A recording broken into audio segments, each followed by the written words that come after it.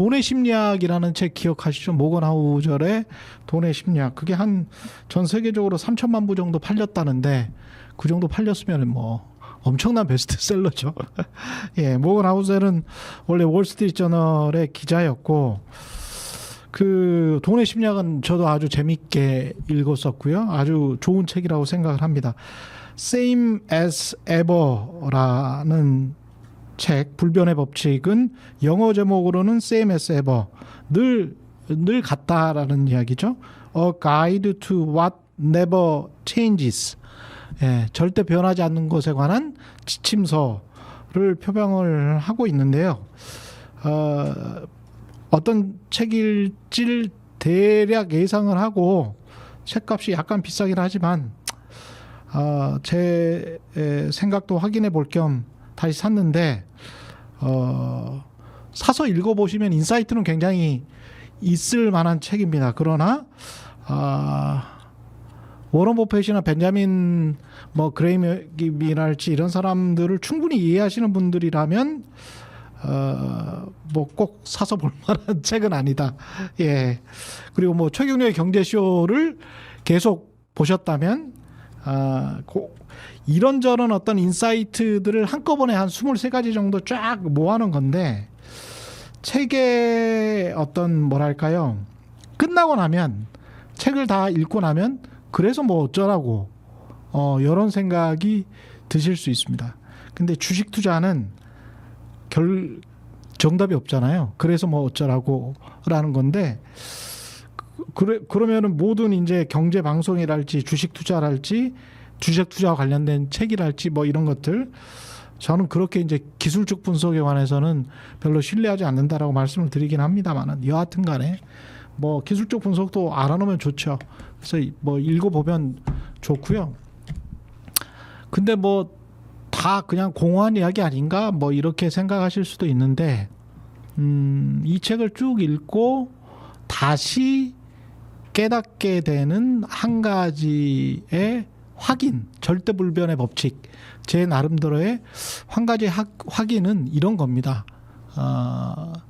이건 아마 이제 사회과학을 공부하는 사람들, 그리고 정치인들, 경제학자들, 그리고 투자자들 모든 사람들이 어떤 그 굉장히 한 20-30년을 오랫동안 투자를 하다 보면 또는 투표를 하다 보면 투표해달라고 본인 찍어달라고 막 이야기를 하다 보면 느끼는 걸 텐데 이런 것 같아요. 어떤 그 시류가 있잖아요. 시류가 있는데 거기에 딱 적중했을 때가 있거든요. 그러니까 김대중 대통령이 딱 적중했을 시기가 있어요. 3차례 대통령 선거에 실패를 했지 않습니까? 그래서 이제 마지막에 된 거잖아요. 그렇게 근데 실패했을 때는 그러면 그 사람의 생각이 틀렸냐? 그러면 거의 비슷했거든요. 근데 이제 어떤 시기에 들어와서 딱 적중을 하는 거죠. 모든 게. 그래서 이제 대통령이 되는 거죠. 그리고 이제 주식이라는 것도 어떤 시기에 와서 자신의 판단이 딱 맞을 때가 있습니다. 근데 이제 그게 운이냐 아니면 실력이냐, 이 책에 보면 이제 그 사람들이 원하는 게 그게 실력으로 맞으면 이런 거죠. 이 책의 표현에 따르면 전 우주의 평형 이론, 뭐 저는 그거를 자연 정화 이론이라고 부르는데요. 균형 이론이라고 부르는데 가령 무슨 뭐 이런 겁니다. 그 비가 많이 오잖아요. 이 책에도 나와 있지만 산불이 다음 해 정도에 굉장히 크게 일어난다는 거죠. 왜냐하면 비가 많이 오면 식물들이 많이 자라서 그 다음에는 어떻게 되죠? 낙엽이 많이 떨어질 거 아니에요. 낙엽이 많이 떨어지면 마른 낙엽이 많으니까 그게 그 한 번 불이 나면 큰 산불로 이어진다. 뭐 이런 거죠. 우리 주식 격언에도 골이 깊으면, 아니 산이 높으면 뭐 골이 깊다. 뭐 이런 격언이 있잖아요. 그러니까 이렇게 쑥 올라갔으면 이렇게 쑥 내려간다. 거의 대부분의 차트가 그렇죠. 완만하게 올라갔으면 완만하게 내려간다. 뭐 그런 거죠. 그거는 이제 차트 이른바 차트쟁이들 기술적 분석하는 사람들이 긴 시계열로 보면 맞는 이야기입니다. 그거는 쭉 그렇게 가면 뭐 마치 자연의 섭리처럼. 그런데 그런 어떤 자연의 섭리 같은 게 여기서는 평형 이론이라고 소개하는 것들이 한 1000개 있으면 1000개 중에 물리학 이론 중에 뭐 중력의 법칙 이런 게 이제 1000개가 있으면 우리가 1000번의 인생을 살면 999번을 성공하면 뭔가를 깨달은 거잖아요. 그 사람은. 근데 1000번 중에서 우리가 한두 번 살았는데 한두 번 운이 좋아가지고 성공을 했어. 또는 뭐 돈을 많이 벌었어. 그거는 이제 운이 좋은 거죠. 그러면 우리가 어떻게 하면 운으로 사실은 이 세상이 운으로 이루어져 있잖아요. 그리고 운이 굉장히 크게 작용을 하지 않습니까? 이 책에서도 그렇지만 사회과 공부하는 사람들 뭐 제가 경제쇼에서도 초대했었고 우리 최강 시사에서도 초대했었는데 홍콩 과기대 이제 김현철 교수도 사람의 인생이라는 게 99% 운으로 작용한다. 어떤 나라, 어떤 부모, 그리고 그 태어나고 난 다음에도 대부분은 운이 굉장히 많이 작용한다. 본인의 노력보다도 그거를 이제 학술적으로, 학문적으로 논문으로 증명을 했잖아요. 논문으로 증명을 해서 그런 이야기를 하면서 얼마나 복지 정책이나 사회 기반 조성이 얼마나 중요한지를 이야기를 하시는 분인데 여하튼 간에 그 운 플러스 어떤 그 적중 시대 말을 타고 가면서 활을 쐈는데 그 맞추기가 얼마나 힘들겠습니까? 관역에. 근데 그거를 매번 하는 사람이면 아주 실력이 좋은 거겠죠. 그 실력이 좋을 수 있는 절대 불변의 법칙이 뭘까? 그것을 이 저자는 인간의 행동 패턴을 이해하는 게 첫 번째다. 왜냐하면 인간의 행동 패턴은 잘 변하지 않기 때문에 그거는 수천 년 동안 쌓여있는 행동 패턴이기 때문에 늘 두려움과 탐욕의 어떤 바이브레이션, 진동의 진동추에 따라서 왔다 갔다 한다. 탐욕으로 갔다가 두려움으로 갔다가 공포로 갔다가 왔다 갔다 하는데 거기에서 어떤 시대를 딱 보면서 이거는 탐욕의 시대야 빼야 되겠어. 이거는 두려움의 시대야 빼야 되겠어. 딱 그 지점에 여러 번 빼거나 여러 번 들어갔던 사람이 워런 버핏이죠. 그 워런 버핏이 이야기하는 걸로 이 서문이 시작이 돼요. 2009년 말에 금융위기 직후 때 네브라스카 주의 오마를 이렇게 짐이라는 뭐 이 가상의 인물은 아니고 가명입니다. 어떤 인물과 같이 가면서 그 사람이 그랬대요. 참 암울하네요. 금융위기 직후니까 과연 경기가 회복될까요? 라고 하니까 갑자기 워런 버핏이 2009년에 이렇게 물어봤답니다. 1962년에 가장 많이 팔린 초콜릿바가 뭔 줄 알아? 라고 물어보니까 모르겠는데요. 그러니까 스니커즈야. 이랬대요. 그러니까 그래요? 지금은 제일 많이 팔리는 초콜릿바가 뭔 줄 알아? 라고 물어보니까 또 모르겠는데요. 그랬겠죠. 워런 버핏이 스니커즈야. 이랬다는 거예요. 미국의 그 땅콩 잔뜩 들어간 그 스니커즈 있잖아요. 그 이야기를 하면서 침묵이 쫙 흘렸다는 겁니다. 불변의 법칙. 코카콜라를 워런 버핏이 계속 주장하는 거잖아요. 코카콜라를 수십 년 동안 계속 마시네. 스니커즈를 계속 먹네. 근데 경기 사이클은 업다운이 있네. 그러면 나는 언제 사야 될까? 주식시장이 폭락할 때 사면 되겠네. 뭐를? 스니커즈 같은 주식을, 코카콜라 같은 주식을, 뭐 이런 이야기죠. 그러면서 인간의 무지, 모르는 것에 관해서 이야기를 하죠. 이 책에서. 예. 모건 하우젤이 나는 내년에 주식시장이 어떻게 될지 모른다. 그러나 사람들이 탐욕과 두려움에 쉽게 빠진다는 것, 그 경향이 절대 변하지 않는다는 것은 안다. 이게 모건 하우젤의 말입니다. 그게 변하지 않는 절대 법칙이라는 거죠. 그거는 안다는 겁니다. 나는 다음 대선에서 누가 대통령이 될지 모른다. 하지만 집단 정체성에 대한 언론학에서는 챔버 이펙트 최근에 나오는 집단 끼리끼리 모여서 그룹끼리 이야기하는 것들, 집단 정체성에 대한 집착이 사람들의 사고방식에 영향을 미친다는 것은, 그러니까 그렇게 늘 모여서 수렵사회 이후부터 그렇게 모여서 살아왔다는 겁니다. 최근의 일이 아니라는 거예요. 그런 거는 안다. 예, 사람들이 집단 정체성에 대한 민족, 국가, 우리 사회, 지역사회, 민주당, 국민의힘, 이거는 확실히 안다라는 것이죠. 그래서 경제쇼에서 제가 그때 계속 외쳤던 말 기억하세요, 혹시? 현명한 투자와 현명한 투표는 다르지 않다. 예.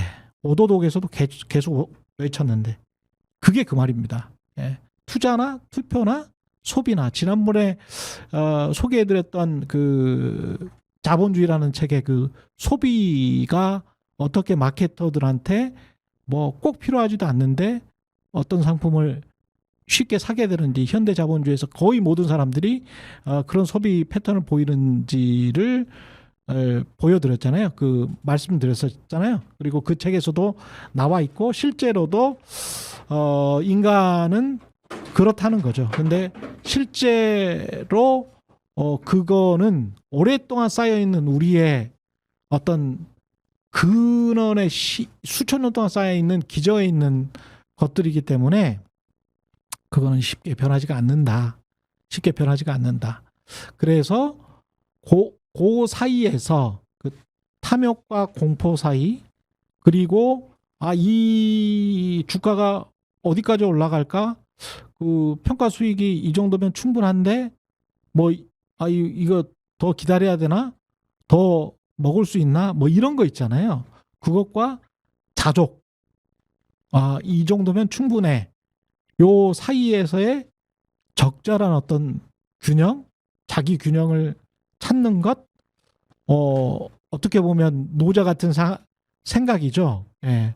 동양 철학하고도 일맥상통하니까 이게 전 세계적으로 이 사람의 책이, 그 전에 돈의 심리학도 많이 팔렸겠죠. 돈의 심리학은 아주 좋은 책이었는데 불변의 법칙은 조금 좀 돈의 심리학에 비해서는 산만한 느낌은 있습니다. 여하튼 이런저런 잡다한 그 절대 불변의 법칙, 우리로 치면 아까 말씀드렸던 뭐 산이 높으면 골이 깊다랄지 뭐 어깨에서 팔다랄지 그런 어떤 주식 격언들을 뭐랄까요, 굉장히 그 재밌고 흥미로운 역사적 사례와 굉장히 풍부한 지식을 통해서 이렇게 쫙 뒷받침하고 방증하는 그런 내용들입니다. 그래서 그 역시 요 서문과 비슷한 대목은 151페이지에 나오는데요. 인간이 늘 감정과 합리성에 지배당해 왔다. 이 책의 주장이고 저도 비슷하게 생각을 합니다. 그리고 앞으로도 그럴 것이다. 그게 인간의 행동 패턴이고 그걸 오히려 역으로 보면 투자의 기회가 열리지 않을까? 열릴 것이다. 예, 라는 것이죠. 그렇게 생각을 해보면 우리는 이거는 이제 책을 읽고 제 생각인데요.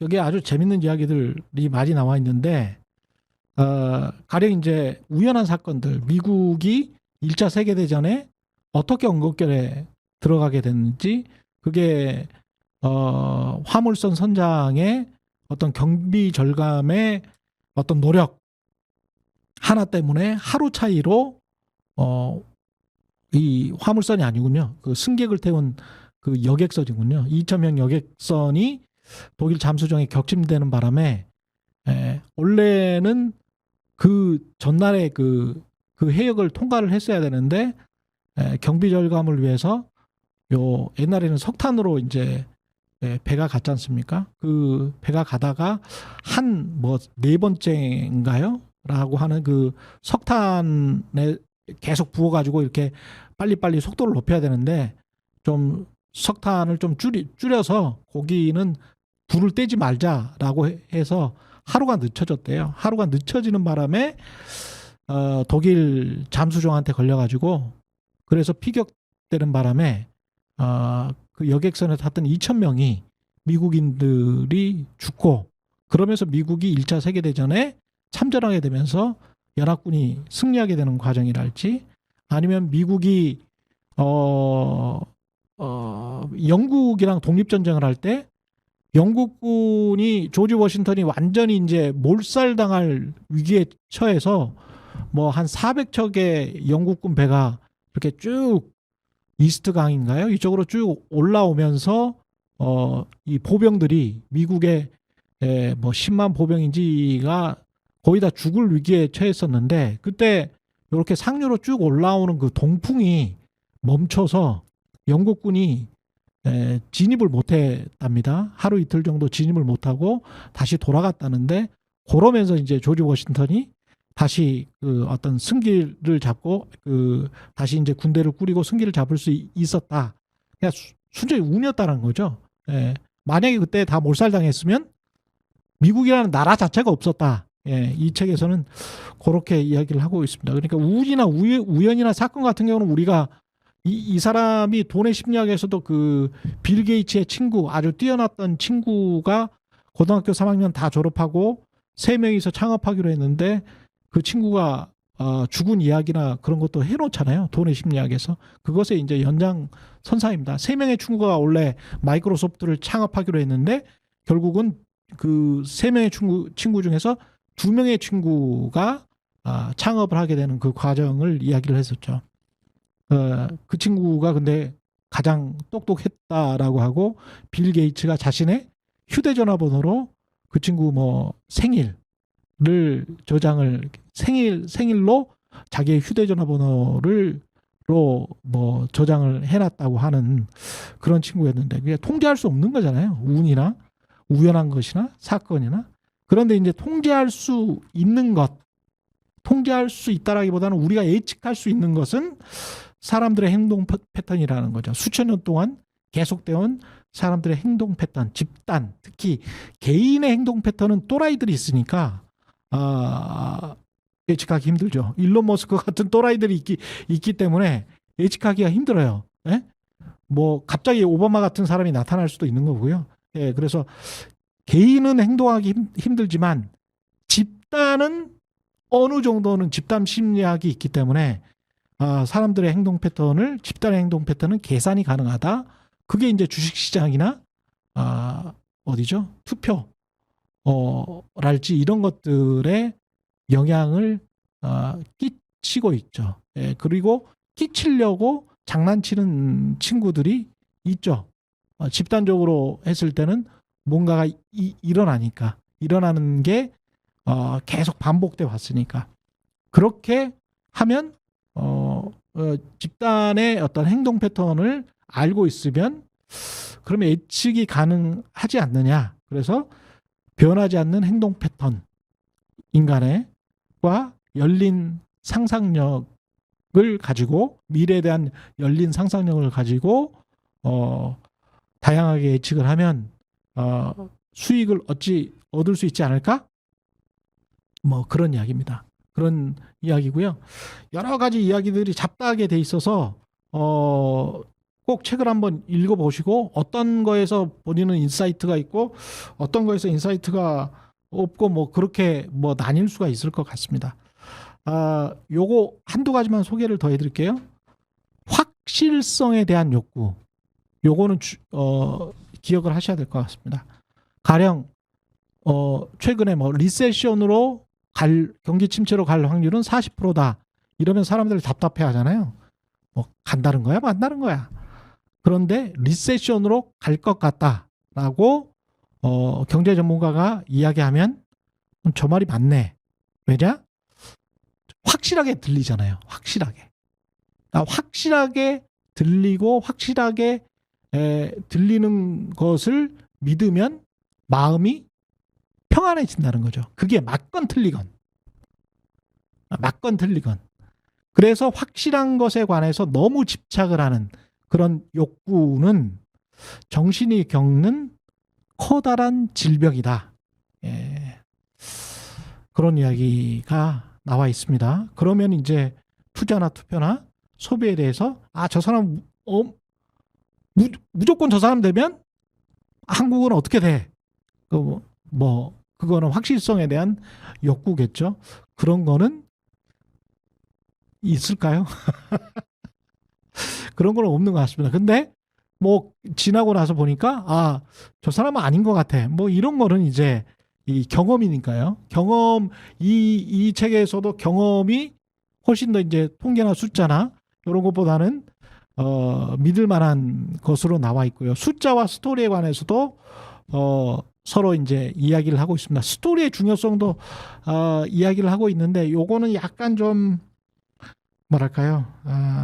이야기꾼으로서 아주 이제 재밌게 이야기를 했습니다만은 저는 스토리의 중요성도 중요하지만 스토리에 너무 쉽게 빠지는 인간의 속성에 관해서도 늘 경계해야 된다. 그래서 통계나 숫자를 잘 읽을 줄 알아야 된다라고 생각하는 편이기 때문에 스토리를 너무 잘 말하는 사람들 있잖아요. 그거는 좀 조심할 필요는 있을 것 같다. 그리고 이제 꼭 말씀드리고 싶은 게 인센티브의 힘을 이해해야 한다. 이거는 상당히 돌려서 이야기한 건데 지난번에 EBS에서 나온 자본주의라는 그 책하고 똑같아요. 인센티브의 힘을 이해해야 한다는 수수료하고 똑같습니다. 사실은 수수료하고 금융버블은 비이성적 현상으로 보일지 모르지만 그 버블 안에 업계에 종사하는 사람들에게는 강한 인센티브가 존재한다. 그래서 금융버블이 30년 동안 이렇게 쭉 모기지와 관련해서 서브프라임 모기지 사태가 일어났던 거는 그들에게는 이성적 행동이었다. 맞죠. 왜냐하면 처음에는 미국도 근저당 채권을 파생상품화 해가지고 사고팔고가 안 됐잖아요. 그러니까 주택담보대출이 있으면 주택담보대출 30년 만기면 30년 동안 3% 5% 이자 내고 30년 후에 나머지 잔금 다 갚고 그리고 이제 그거는 완전히 자기 거. 그다음에 3% 5% 동안 이자 받는 거는 은행 거. 그래서 이자는 그 정도 장사밖에 못 했잖아요. 금융업계가. 그런데 30년 전에 이거를 말이야. 그냥 사고 팔아보자. 근저당 담보 채권을. 그래서 집값이 떨어질 것 같은 사람은 풋옵션으로 막 지금 현재 가격에서 공매도 치듯이 쳐버리고 그리고 이거를 여러 가지 묶음으로 LA에 있는 잘 안 떨어지는 로스앤젤레스에 있는 잘 안 떨어지는 집과 뉴욕에 잘 안 떨어지는 집 플러스 플로리다에 잘 떨어지는 집 요걸 묶어가지고 묶음 상품으로 해서 CDS 같은 걸 한번 만들어 보자. 요렇게 해서 파생 상품 만들어서 요거에다가 그 높은 등급의 신용 등급 트리플 A를 줘가지고 한번 팔아보자. 왜냐하면 요 뉴욕이나 로스앤젤레스 집값 때문에 요게 안 떨어질 거야. 요렇게 팔았다가 망해버린 게 이제 2007년 금융위기잖아요. 그거 잔뜩 샀다가 플로리다부터 해가지고 그냥 싸그리 미국 중부 남부가 그냥 초토화되고 그 다음에 로스앤젤레스도 초토화돼 버리고 이러니까 이게 순식간에 그냥 서브프라임뿐만이 아니고 정상적인 모기지를 사고 팔았던 사람들까지도 어마어마한 또 그 사람들이 사고 팔고 하면서 본인 돈으로만 사고 판 게 아니고 레버리지를 많이 이용했잖아요. 빌려가지고 사고 많이 팔았지 않습니까? 그러면서 이제 쫄딱 다 망한 거죠. 예. 근데 이제 우리 같은 경우도 절대 안 망해. 70대까지도 계속 이렇게 금융 주택은 올라가니까 계속 이자만 내고 버텨. 어? 근데 그 버티면서 그거를 통해서 그 버텼던 그 수십 년 동안 한국 부동산 그렇게 버티면서 계속 아파트 값은 올라가니까 거기에서 떡고물을 받았던 사람들, 어마어마한 인센티브를 받았던 사람들이 누굽니까? 한국도 똑같이 제2금융업계, 제1금융업계, 부동산 PF업계, 건설사, 시행사들 아닙니까? 거기에서 잘 먹고 잘 살면서 그 한 30년, 40년 동안 치고 빠지고 하면서 그랬잖아요. 예. 그러니까 그 사람들한테는 굉장히 이성적인 행동이었지. 모기지를 증권화시켰던 미국도 마찬가지고 부동산의 만기 대출까지 그냥 잔금을 갚지 않고 계속 이자만 갚아온 수십 년 동안의 한국 금융시장도 이성적 행동이죠. 예. 근데 이런 이성적, 이 책에는 안 나오는 이야기입니다만, 이런 우리는 지금 당연하다고 생각하는, 그리고 금융업계는 그걸 통해서 수십 년 동안 엄청난 돈을 벌고 있지만, 벤 버냉키는 미국 금융위기가 단지 급격한 금리 인상 때문에, 그러니까 자기 때문에 그렇게 된 게 아니고, 그 전에 몇 년 동안 2003년부터 2006, 7년 동안 한 5년인가 그래요. 그 사람 논문 보면 그 동안에 우리나라가 똑같은 짓을 했다는 거예요. 예. 야, 나중에 만기 때 갚어. 뭐 신용 평가 제대로 안 하고 그냥 괜찮아. 뭐 지금 집값 좀 떨어진다. 나중에 오를 텐데 뭐 괜찮아. 그러니까 우리는 집이나 뭐 어디 뭐 건물이나 이런 거에 관해서 가치 평가 다시 재평가 안 하고 그냥 쭉 빌려줄 테니까 이자만 쭉쭉쭉 갚아봐. 그럼 나중에 집값 다 오르면 다 상쇄되니까 괜찮지 뭐. 그런 기이한 시기가 미국은 한 5년 동안 있었다는 건데 한국은 그 기이한 시기가 지금 수십 년 동안 계속되고 있고 어떤 정부도 거기에 관해서 딴지를 지금 못 거는 상황이 됐죠. 왜냐? 강한 인센티브가 있기 때문에. 누구에게? 부동산 업계 전체와 금융업계 전체와 주택을 가진 사람들 전체에게. 그렇습니다. 그래서 인센티브의 힘을 이해해야 한다. 그러면 버블이 생긴다. 근데 그 버블이, 자, 여기서 중요한 겁니다. 제가 아까 산이 높으면 골이 깊다라고 했잖아요. 근데 인간의 한계는 뭐냐면요. 자, 집단 행동 패턴 다 알아. 법을 다 알아. 근데 최경락 너는 맨날 그런 이야기 하는데 언제 어디까지가 봉우리야? 어디서부터 내리막이야?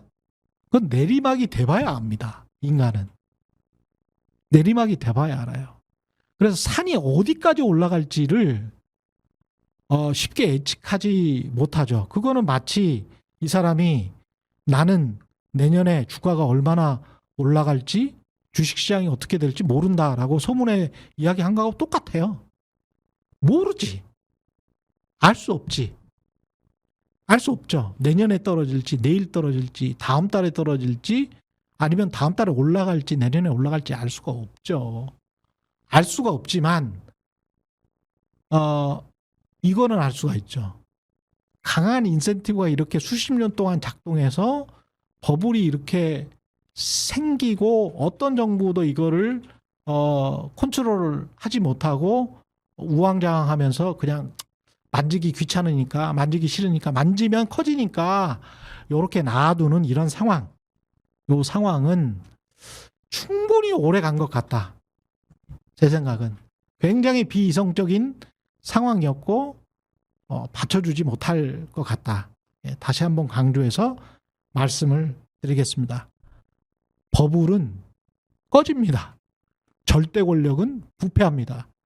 그게 불변의 법칙입니다. 예. 오늘은 여기까지 하겠고요. 잠깐만요. 슈퍼챗 있어요? 아유. 슈퍼챗도 들어왔군요. 아즈라엘 님이, 예. 먹고 살려고 나갔다가 더위에 반 죽음을 느끼고 들어오셨다고 하네요. 예, 이 더위보다도 끔찍한 거부 윤 씨를 견디게 해주는 힘을 평장 최경련 기자님이 주시네요. 라고 하시면서 슈퍼챗 감사드립니다. 아즈라엘님 감사드리고요. 이거는 그 여러 가지 잡다하게 써놔서 제가 뭐 이렇게 그 저한테만 들어오는 걸로 말씀을 드렸기 때문에 한번 사서 보십시오. 아니면 저보다 내공이 높으신 분들도 많으실 수 있으니까 그냥 서서 보셔도 되죠. 뭐 서점에서 서서 보셔도 한 2시간, 3시간 정도면 이렇게 충분히 보실 수 있는 그런 책인 것 같습니다. 예, 대부분의 재테크 서적이 사실 그렇습니다. 그래서 재테크 서적 위주로 제가 소개를 해드리는 것도 제가 아는 범위에서 충분히 소화가 가능하기 때문에 예, 재테크 서적의 수준이라는 것이 그런 것이기 때문에 제가 쉽게 접근하고 있는 것 같습니다. 관련해서 여기까지 하고요. 오늘 캐서린 스위처 사진 한번 보여주실래요? 1967년? 마지막으로 이거 보여드릴게요. 1967년에 보스턴 마라톤에 출전했던 캐서린 스위처의 사진이 다시 화제가 되고 있는데요. 예, 보스턴 마라톤에 그때까지는 남자들만 뛰게 돼 있었대요. 근데 이제 그 한 2마일인가 뛰고 나니 2마일이면 한 우리로는 한 1.5km 정도 될 겁니다. 뭐 이렇게 뛰고 있는데 1.3, 4km 정도 되는데 뛰고 있는데 주최 측에서 여자인 걸 알고 확 들어온 거죠. 근데 그거를 또 이제 뛸 수 있게 막 주최 측을 또 밀치고 막아낸 사람도 이때 당시에 캐서린 스위처의 나이가 시라큐스 대학의 언론학부 학생이었고 그랬는데 이제 남자친구가 와서 남학생이 와가지고 이 맞고 이 사람이 42.19km를 뛴 최초의 여성이 됐죠. 그런데 왜 제가 이 말씀을 드리냐면 이번 파리올림픽에서 여성 마라톤이 마지막 폐막식 하는데 여성 마라톤 시상식을 하는 최초의 올림픽이 됐거든요. 보통은 남자 마라톤이 마지막 피날레 장식하고 남자 마라톤이 폐회식 할 때 이렇게 시상식을 했었는데 이번에는 여성 마라톤이 마지막에 하고 남자 마라톤은 그 전에 그 전날에 하고 여자 마라톤을 폐회식 같은 날에 해서 시상식이 같이 열렸다. 그리고 폐회식과 같이 열렸다. 그리고 캐서린 스위처는 보스턴 마라톤을 최초로 뛴 여성 그리고 올림픽의 여자 마라톤을 넣도록 계속 운동을 한 그리고 70세에 그 보스턴 마라톤 등번호가 그때 뭐 261번인가 그랬잖아요. 참가 그 번호를 띄고 70세 때 다시 완주를 한 그런 여성이라고 합니다. 예. 이런 그 똘끼 충만한 분들이 역사를 바꾸는 것이겠죠. 예. 근데 그때 이 MBC 뉴스를 보니까 미국 지상파에서 가장 시청률이 높은 뉴스인데 그때 당시에 67년에 기자들이 진짜 얼마나 그러니까 기자도 그러니까 전체 사회가 그런 거예요. 전체 사회가 그랬던 게 이제 결승선에 들어왔을 거 아니에요. 들어오니까 그 기자들이 아주 공격적인 기자들이 그렇게 이 사람을 질타를 했대요. 캐서린 스위처를. Real women do not run. 예, 진짜 여자는 뛰지 않는다. 그러니까 과거에 큰 무슨 무슨 뭐죠? 가사 노동하는 그 치마 같은 거 있잖아요. 그거 입고 집에서 정숙한 아내. 예, 요게 아마 이제 베트남전 참전 시기 그 다음에 여성 민권운동, 여성운동, 민권운동, 흑인운동 이런 게 다 결부됐던 1960년대, 70년대잖아요. 그래서 이제 미국 사회에서 일종의 이제 이데올로기 전쟁이 일어났던 시기인데 그런 이제 꼴통적인 이야기, 지금으로서는 정말 받아들이기 힘든 이야기. 파리올림픽에서는 전부 지금 바지를 입었다는 거잖아요. 개회식, 폐회식 전부 다 그 선수 보조 요원들 뭐 이런 사람들 전부 다 남자든 여자든 바지를 입었다는 건데, 하여간 67년 미국에서는 기자들이 캐서린 스위처에게, 그 20살 여성에게 진짜 여성은 뛰지 않는다라고 질책하듯이 이렇게 질문을 했다라고 합니다. 세상은 변합니다. 예. 세상은 변한다. 그것도 불변의 법칙입니다. 세상은 변합니다. 그 변화를 잘 보셔야 됩니다. 주가는 영원히 오르지 않고요. 또 떨어지기도 하고 영원히 떨어지지도 않습니다. 예. 오늘 뉴욕타임즈에서 이런 기사를 냈어요. This country는 스웨덴입니다. 유럽이 어떻게 경쟁해야 하는지를 보여주고 있다라고 이야기를 하는 스웨덴에 관한 이야기를 하고 있는데요. 쭉 기사를 읽다 보니까 한국이랑 너무 똑같은데? 그리고 제가 이제 스웨덴에 관해서 좀 오해하고 있었던 게 있었는데, 스웨덴도 수출을 한국처럼 뭐 GDP의 한 50% 이상 하더라고요. 그리고 IT 기업들이 중심으로 돼 있고 그런 것들이 한국이랑 구조가 되게 똑같아요.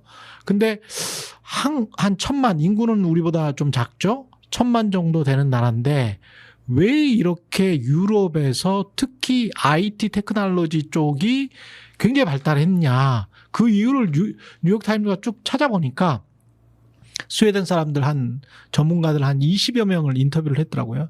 이 친구들은 뭐 관련해서 뭐 취재를 하면 한 20명 정도는 기본인 것 같습니다.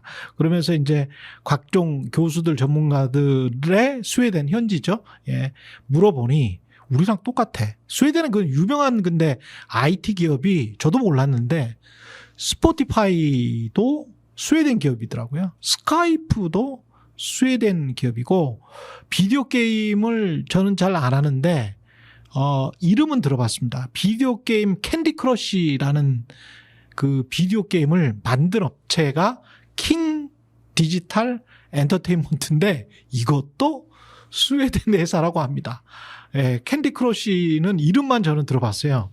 원래 제가 비디오 게임을 안 해서 스포티파이, 저는 이 신문 읽고 책 읽고 주식 보고 이게 저의 그 취미이자, 예, 돈 벌기이자, 예, 직업이자 뭐 이런 거라서 덕질이 제 직업이 된 경우라고 할 수 있겠습니다. 스포티파이, 스카이프, 캔디 크러쉬를 만든 킹 디지털 엔터테인먼트의 본고장. 스웨덴은 어떻게 해서 1조 이상의 유니콘 기업들이 그렇게 많나? 인구당 유니콘 기업들이 가장 많은 유럽의 나라 두 번째라고 합니다. 근데 첫 번째는 이제 리투아니아니까, 리투아니아는 에스토니아죠. 에스토니아, 리투아니아는 약간 좀 다른 측면이 있기 때문에 그건 나중에 설명을 드리겠고요. 하여간 북부 유럽이나 중부 유럽이나 남부 유럽의 기존의 EU 국가들 중에서는 스웨덴이 제일 그냥 EU 국가라고 해도 안 되겠구나. 스웨덴, 노르웨이는 최근에 들어왔으니까 그냥 기존의 유럽 국가들, 우리 머릿속에 있는 그 기업들 중에 그런 나라들 중에서는 1조 이상의 유니콘 기업들이 인구당 가장 많은 나라다. 왜냐? 첫 번째, 90년대 IT 인프라를 쫙 깔았다. 한국이랑 똑같아. 뭐 브로드밴드가 제일 빠르다. 한국이랑 똑같아. 뭐 그런 거예요. 한 20년 동안 뭐 그렇게 많이 투자를 했다. 그 다음에 R&D를 엄청나게 투자했다. R&D를 어느 정도로 투자했냐? 유럽 최고 수준인데 민간이랑 그 다음에 정부랑 합쳐보니까 3.4%나 돼. GDP에. 엄청나게 투자한 것 같죠? 한국은 제가 2022년 기록을 보니까 112조인가 그래요. 그런데 한국이 1800조인가 GDP가 그렇거든요. 그러면 한국은 6, 7%가 돼. 민간이랑 정부가 한 20조 정도 되니까요. 민간과 정부 합해가지고 2022년 기준으로만 해도 6, 7%를 투자해요. 그러니까 우리는 스웨덴보다 더 투자하지 R&D. 여기는 3.4%라는데. 근데 그게 유럽 최고 수준이야. 그걸 성공의 비결로 삼았어요. 그리고 이제 워낙 그 수출을 많이 한다. IT로. 똑같죠? 우리랑. 뭐 그런 이야기입니다. 근데 이제 마지막에 이거 없었으면, 그러니까 그 창업자들하고 투자자들이 스웨덴에 이게 없었으면 스웨덴은 이렇게 벤처 기업들이 엄청나게 크지 못했을 것이다. 마지막 그러나 최고의 환경이 뭐냐면, 이거 뭐 저 윤석열 정부나 듣기 싫어할 것 같은데, 광범위한 소셜 세이프티 넷, 광범위한 사회보장제도. 그래서 여기에 이렇게 나와 있어요. 프리 에듀케이션, 프리 헬스케어, 공짜로 교육시켜주고, 공짜로 건강보험 해주고, 공짜로 차일드 케어, 프리 차일드 케어 해가지고 공짜 보육이죠. 이게 그러니까 이런 상황이니까 공짜 교육, 그 다음에 공짜 건강보험, 그 다음에 아니 무료죠, 무료. 공짜라는 어감이 별로 안 좋다. 무료 교육, 무료 건강보험, 무료 보육을 실시하니까 어떤 리스크라도 지고 한번 해본다는 거지. 어떤 리스크라도 지고 한번 해봐. 그래서 실패해도 안 죽어. 안 굶어 죽어. 사회가 보장이 돼. 그러니까 시도를 해보는 거죠. 시도를 자꾸 하는 그 횟수가 많아지고 그런 벤처기업들이 많아지니까, 그런 젊은이들이 많아지니까 성공하는 나라가 됐다라는 거죠. 이게 다르더라고, 이게. 근데 우리는 이런 이야기하면 빨갱이 되잖아, 빨갱이.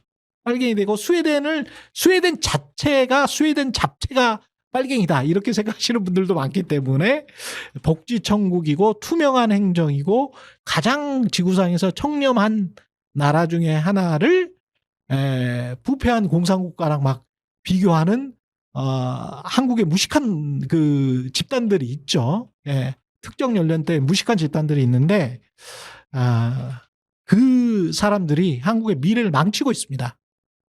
그분들이. 예. 그래서 요 부분이 한국이랑 다르더라. 재밌죠? 오늘 재밌는 기사가 많습니다. 두 번째는 월스트리트저널 기사인데, 월스트리트저널이 약간 좀 이거는 벤스를 옹호하기 위해서 쓴 것 같긴 합니다. 미국 부통령 후보인 벤스를 옹호하기 위해서 쓴 것 같기는 하지만, 그러나 질문은 좋다. 질문은 흥미롭다. 우리도 한번 생각해 봐야 한다라는 차원에서 선택을 했습니다. 이건 전체 주제는 뭐냐면요. 부자가 정치를 잘할까 아니면 가난해야 정치를 잘할까 이거예요. 우리가 이 마음속으로 생각하는 건데 그냥 기사로 썼더라고. 거기에 관한 미국인들의 시각은 역시 그 경제 전문주의인 월스트리트 저널답게 이 좀 살아야 아무래도 그 정치를 잘하지 않을까? 라고 생각하는 미국인들이 많다고 합니다. 월스트리트 저널의 보도에 따르면 그렇습니다. 예. 그 이유는 그 이유는 재테크를 잘하는 후보. 근데 여기에서 이제 구별해야 될 게 있어요. 돈을 상속을 많이 받아가지고, 여기서 이제 벤스하고 누구죠? 월즈를 그 비교를 해놨는데, 월즈는 민주당 후보고 벤스는 저기 어디죠? 공화당 부통령 후보잖아요. 둘이를 비교를 해놨는데 월즈가 가난한 것도 아니야. 월즈하고 그 부인하고 그 한 해 소득이 29만 9천 달러더라고요. 우리 돈으로 하면 한 4억 정도 되는데, 제가 깜짝 놀란 게 29만 9천 달러가, 근데 물론 벤스에 비해서는, 벤스는 한 30만 달러 번 것 같아요. 그러니까 한 6, 7억 벌었죠. 2022년도에 그렇게 벌었던데, 거기랑 비교를 하면 좀 뭐 꽤 차이가 나죠. 그런데 월즈 같은 경우에 29만 9천 달러 중에서 13만 5천 달러, 우리 돈으로 한 1억 한 6, 7천만 원이 펜션, 연금하고 어누이티는 보험, 우리 그 사적 보험 든 거 있잖아요. 거기에서 이제 따박따박 들어오는 돈 있죠. 그런 것들은 어누이티라고 하는데, 펜션 같은 경우는 이제 국가에서 주는 거죠. 그거 모으니까 그것만 지난해 13만 5천 달러였다는 거예요. 그러니까 한 1억 한 5, 6천만 원이 와, 연금하고 그동안에 모아둔 거 사적연금으로 이렇게 든 것들, 뭐 물론 이제 미국은 401k가 워낙 그 퇴직연금 제도가 잘 돼 있긴 하지만 합치니까 이제 13만 5천 달러. 와, 그렇다고 하네요. 근데 이제 벤스에 비하면 월즈가 좀 그렇게 돈을 많이 번 축에는 꼽히지 않습니다. 29만 9천 달러니까. 그렇게 이야기를 하면서 미국 사람들은 유럽 사람들과는 달리, 우리도 약간 유럽 경향이 있는 것 같은데, 오히려 재테크를 잘하는 후보가 돈이 많으면 돈의 구애를 받지 않을 것이다. 이렇게 미국 사람들은 생각을 한대요. 여기에 아예 월스트리트 저널에 그렇게 나와 있어요. Compared with Europeans 이래가지고 유럽 사람들과 비교하면 미국 사람들은 부자가 의미하는 것, 특히 자수성가형 부자. 그러니까 이재용이처럼 부모한테 뭐 이렇게 뚝 물려받아가지고 그렇게 된 사람들 있잖아요.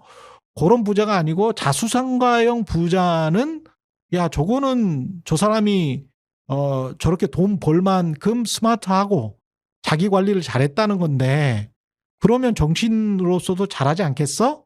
그리고 돈이 충분히 많으니까 조금 덜 부패하지 않을까? 이런 생각을 가진다고 합니다. 물론 공화당 중심의 경제 전문지라는 거를 감안하고 들으셔야겠습니다만은 그런 미국인들이 많다라는 게 월스트리트 저널의 주장입니다. 근데 저는 돈에 관해서 이런 생각을 갖는 거는 되게 좋다고 봐요. 괜찮다고 봅니다. 자수성가형 부자가 존중받는 사회는 너무 좋죠. 에? 상속도 받지 않고 그거는 자기의 꿈을 이룬 거 아니야. 그런데 우리는 자수성가형 부자도 대개는 뭐 부패했더라, 이명박스럽더라, 예? 뭐 빼먹었더라, 뭐 다스는 지 거더라, 뭐 이렇기 때문에 사람들이 세금을 별로 안 냈더라. 예? 그 딸도 뭐 어떻게 해가지고 그 직원으로 채용해서 저 미국에 유학 가 있는데 세금 거의 포탈한 거 아니냐? 그 이명박 대통령 후보 때 우리 저 KBS 탐사보도팀이 보도했던 건데 그런 거잖아요. 그런 것 때문에 사람들이 이제 부자에 대한 불신이 있는 것인데, 정상적으로 세금 내고 정상적으로 영업 활동을 해가지고 머리 잘 굴려서 자본주의에서 살아남았다면 스마트하다라고 봐야 되겠죠. 여기서 꼭 미국인들이 구분하는 거는 태어날 때부터 부자였냐, 자수성가형이냐, 자기가 벌었냐, 여기 굉장히 중요합니다. 예, 그런 측면에서 한번 돈의 크기, 돈의 양보다는 성공의 스토리를 가지고 이 돈의 어떤 부정부패 정도가 없다면 돈 많이 번 거는 잘못한 게 아니죠. 그런 걸 가지고 이제 정치를 따져보는 합리적인 사회가 빨리 왔으면 좋겠다. 한국도 과거에 워낙 이제 그런 사람들이 많아가지고 그렇지만 하여간 부자가 인정되는 사회가 됐으면 좋겠습니다. 여러모로. 그리고 이제 마지막으로 그 유럽 경제에 관한 이카노미스트의 보도인데, 이게 지금 어제 보도된 것 같고요. 지금 유럽이 뭐 지난 분기에 비해서 2분기의 경제 성장률이 0.3%면 미국에 비해서 모든 게 떨어지긴 하지만 유럽 입장에서는 다 고만고만 괜찮아요. 인플레이션도 조금 좀 수그러들었고, 그 다음에 미국이나 유럽이나 한국과는 달리 실질 임금이 탁 오른 거 있잖아요. 이걸 굉장히 높게 쳐요. 여기 이코노미스트도 네덜란드 같은 경우에 실질 임금이 아니고 명목 임금이 7%나 올랐다. 그래서 인플레이션보다 더 높게 올랐다. 그래서 경제가 좋다. 요렇게 지금 논리가 나가고 있습니다. 우리는 임금이 올랐다. 너무 과도한 임금을 받아서 경제를 망친다. 노조의 이기주의가 너무 심하다. 이런 논리로 늘 갔잖아요. 수십 년 동안. 근데 미국이나 유럽 언론은 임금이 올랐다. 노동자들이 좋아한다. 그들이 인플레이션보다 더 높은 인플레이션율보다 물가 상승률보다 더 높은 임금 상승률을 획득했다. 네덜란드도 독일도 그랬다. 일단 잘된 일이다. 요렇게 논리가 가요. 어디가 더 정상적일까요? 예. 그래서 한국의 정치인들이나 한국의 언론이 저는 보수가 아니다라고 생각하는 거예요. 뭐 뒤죽박죽 돼 있으면서 이 사이비들이야. 사이비. 광복절 경축사에서 윤석열 씨가 그런 이야기를 했죠. 사이비 지식인 뭐 이렇게 이야기했잖아요. 사이비 지식인이 뭐 진중권을 두고 이야기한 건지, 예? 본인 그 아내의 문자를 폭로한 진중권을 두고 이야기를 한 건지 뭐 어쩐 건지는 모르겠습니다만은 사이비 지식인은 윤석열 씨나 조선일보나 그 다음에 뭐 김문수나, 예? 하태경이나 국민의힘 의원들이나 권성동이나 이런 사람들이 사이비 지식인들이죠. 쥐뿔도 모르는 것들이 자본주의 옹호한다고 자유민주주의라고 이야기를 하면서 신문이나 열심히 보세요. 유럽이나 미국 신문들. 이코노미스트가 빨갱이 신문도 아니고 다 이런 논리로 간다니까. 미국도 마찬가지고 유럽도 마찬가지고. 여하튼 핵심은 근데 이렇게 이제 괜찮아. 다 괜찮은데 유럽의 고민거리가 지금 옛날에는 피그스라 그래가지고 남부 유럽이었죠. 그 다음에 북부 유럽 아까 이야기한 스웨덴이나 이런 거는 사실은 사이즈가 다 작은 나라들이라서 유럽 경제에 큰 영향을 안 미치잖아요. 그러면 핵심은 영국하고 독일이었단 말이에요. 근데 독일은 지금 이유럽도 그냥 떨어져 나갔고 독일하고 프랑스 남아 있는데 프랑스는 주로 뭐 합니까? 그 과학기술은 물론 발달했습니다. 프랑스도 과학기술 엄청나게 발달했지만 프랑스가 주로 GDP에서 많이 차지하는 거는 관광하고 럭셔리 상품들이 GDP에서 많이 차지하죠. 예. 물론 뭐 항공기술 뭐 이런 것들도 많이 발달을 했습니다만, 그럼에도 이제 전체 GDP에서는 그런 걸 많이 차지하니까 제조업의 역시 강국은 유럽에서는 역시 독일이죠. 그리고 독일은 뭐 사이즈 자체가 뭐 8천만 정도 되니까 거기는 뭐 사이즈가 크고 가장 큰 나라 중에 하나고 그 다음에 GDP도 굉장히 높고 그러니까 이제 뭐 그런데 독일 경제가 좀 안 좋다는 거예요. 지금 모든 다른 나라들에 비해서 2019년부터 성장률이 제가 그 도표를 보니까 가장 낮은 축에 속하더라고. 그러니까 유럽에 있는 중심 국가들 중에서 가장 낮아. 어떻게 하다가 독일이 이렇게 됐냐? 첫 번째, 이것도 우리랑 비슷하네.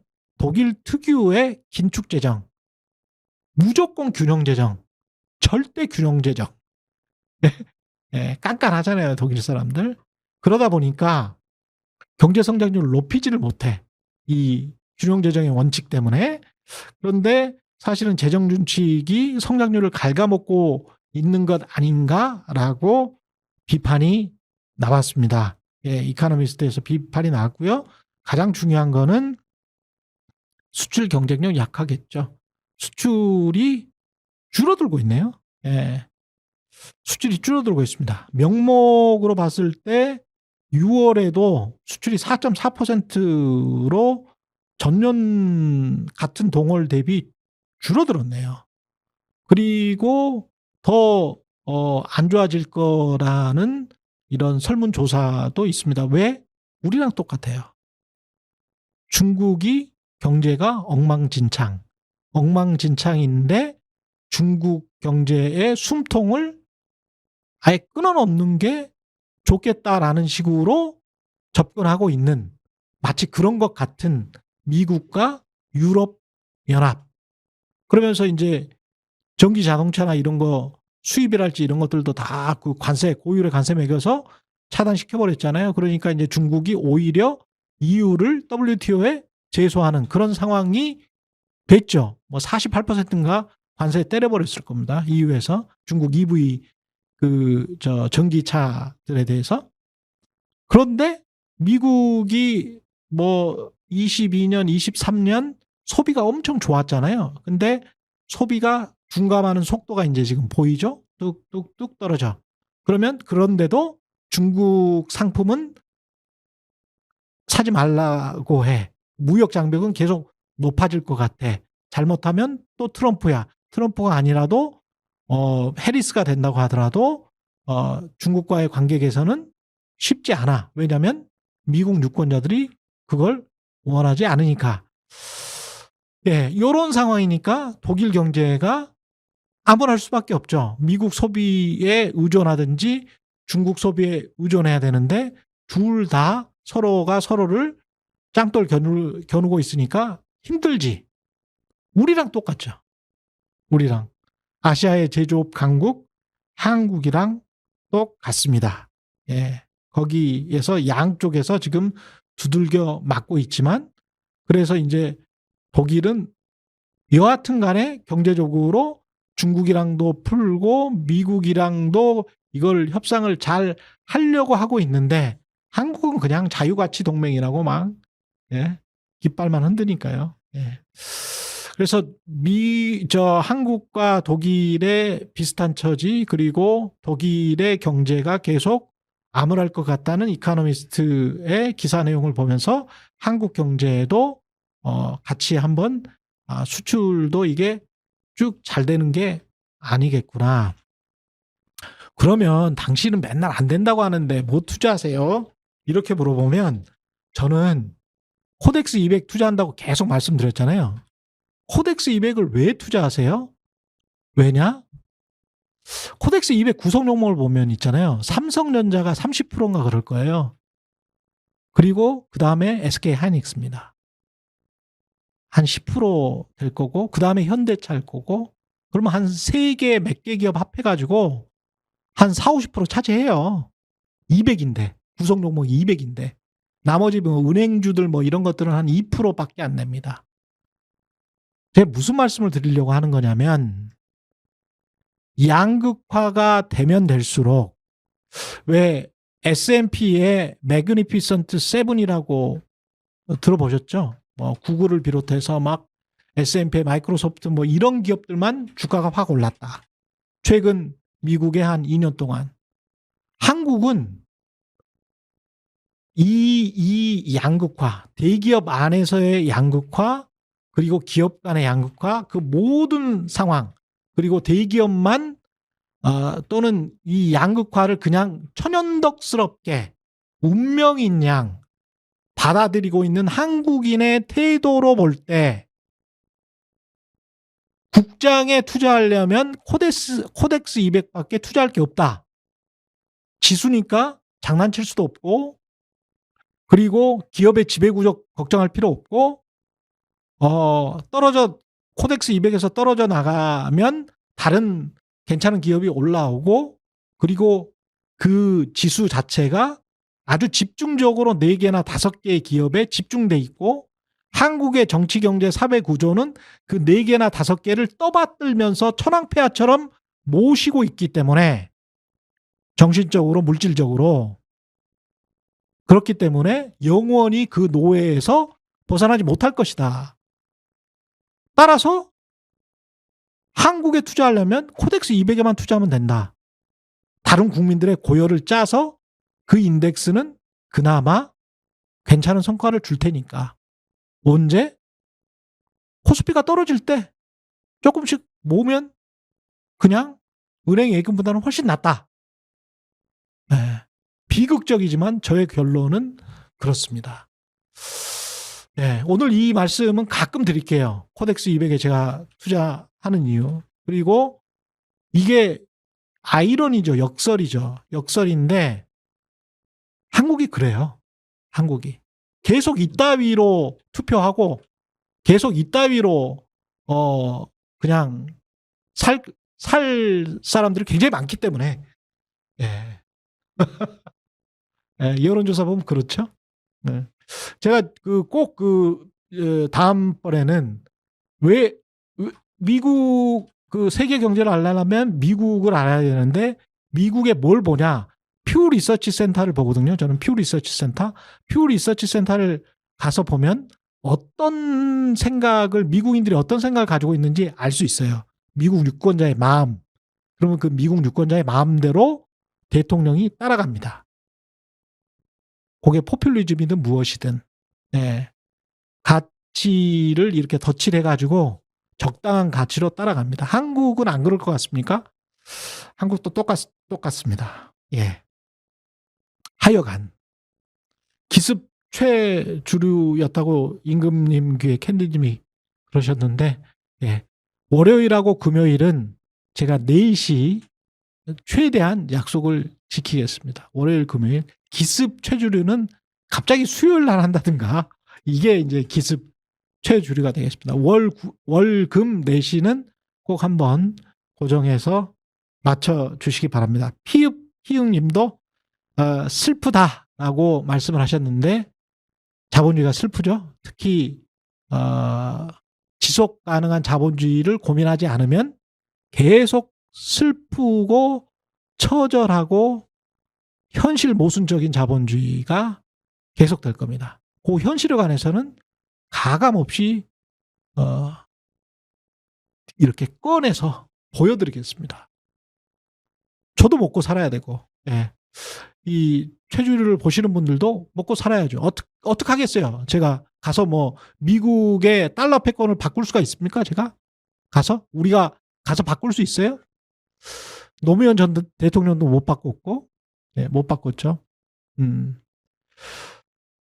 그렇습니다. 그 세계 체제와 관련해서는 끊임없이 말씀을 드려야 되고, 거기에서 발생하는 우리의 그러면 투자 방법에 관해서는 현실적이 될 수밖에 없다라는 게 저의 생각입니다. 거기에 관해서 너는 왜 갑자기 이런 거는 너무 현실적이야라고 말씀하시면 어쩔 수가 없죠. 예. 인간은 뭐 양면이 있는 것 같습니다. 저도 여러 면이 있습니다. 예, 여기까지 이야기하고요.